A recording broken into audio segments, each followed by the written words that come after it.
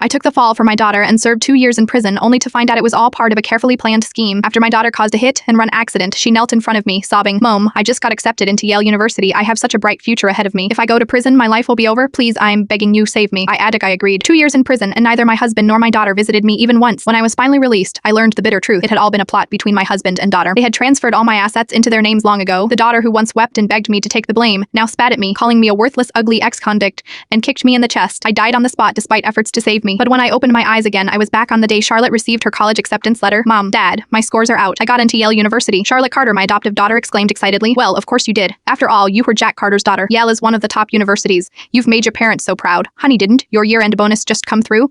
Give it all to Charlotte and buy her that BND and buy her that BMT," my husband Jack declared proudly. It was a conversation I knew all too well, and I immediately realized I had been reborn. "Dad, I'm still young. A car would be too flashy. Besides, Mom worked so hard to earn that money. I'd feel bad spending it," Charlotte said sweetly. In my past life, I had always thought she was a kind, dutiful, and considerate girl. But after going to prison, I learned she was nothing more than a snake hiding behind a sweet smile. "But your dad promised you, if you got into Yale, you'd get a BND," Jack said, glancing at me expectantly. Jack was a stay-at-home husband, and all our household expenses were covered by me. In my previous life, I'd even felt guilty for not giving him a child of his own. "Why are you looking at me? You made the promise, not me," I said coldly. Both Jack and Charlotte stared at me wide-eyed. In my past life, they were always perfectly in sync, Charlotte playing the innocent angel, and Jack playing the doting father, all to squeeze money out of me, and I foolishly had fallen for it time and time again, thinking Charlotte was a loving daughter, and Jack a generous man who treated her like his own. But now watching them put on the same act, I felt nothing but disgust. "Did you lose your mind today? Charlotte got into Yale. You can't even buy her a car. Do you even deserve to be her mother? Or is it that you've never truly seen her as your daughter?" Jack lashed out at me. "Dad, docs say that $50,000 isn't a small amount, and Mom's business needs the cash to keep things running smoothly. It was fine if we don't buy the car," Charlotte said, still playing the part of the understanding daughter. "Fine, then we'll get her a cheaper one. How about a $30,000 car?" Jack shouted, turning his anger toward me. "Have you been living under a rock? Since when is a $30,000 car considered cheap? If you want to buy her a car so badly, why don't you use your own money?" I mocked. Jack stared at me, unable to believe I had just said that. Charlotte had the same shocked expression, as though the world had flipped upside down in my past life. Their tricks had always worked on me, and I would have done anything for them. I got swindled time and time again and still believed they were good people. "Mom, I don't need a car. Please don't fight. This is all my fault," Charlotte whimpered, tears spilling from her eyes. In my previous life, I would have hugged her, wiping away her tears, and promised her anything she wanted. But this time I knew better. Charlotte was a manipulative viper. Watching her fake tears made my blood boil. I slapped her across the face hard. Father and daughter stood frozen in shock. Charlotte looked at me, terror and confusion in her eyes. "A mosquito bit your face." "I swatted it too hard," I said, feigning concern as I reached out to touch her reddened cheek. The next day, I went to my office and immediately changed all my bank account passwords, including the payment ones on my phone. This time around, I wouldn't let Jack get a hold of my assets. Later, I asked the school for Charlotte's SAT registration number and looked up her actual scores. I was stunned. She only scored 230,